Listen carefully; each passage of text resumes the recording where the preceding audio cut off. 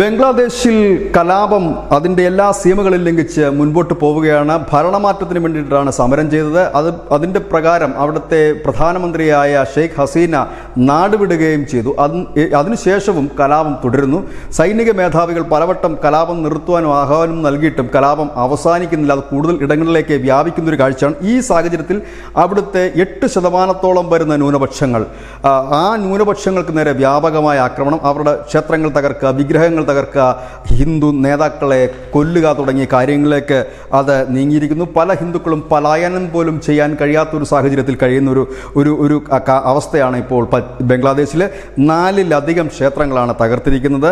ഇതോടൊപ്പം തന്നെ ഹിന്ദുക്കളുടെ മാത്രമല്ല ബുദ്ധ ക്രൈസ്തവ സ്ഥാപനങ്ങൾക്ക് നേരെയും ആക്രമണം ഉണ്ടായിട്ടുണ്ട്. പ്രധാനപ്പെട്ട മെഹൻപൂരിലെ ഒരു ഇസ്കോൺ ക്ഷേത്രമാണ് തകർത്തത്. ഇത് കൂടാതെ തന്നെ ജഗന്നാഥിൻ്റെയും ബലദേവ്, സുഭദ്രാദേവി തുടങ്ങിയവരുടെ ക്ഷേത്രങ്ങൾ തകർക്കുകയും വിഗ്രഹങ്ങൾ തച്ചുടക്കുകയും ചെയ്തിരിക്കുന്നു.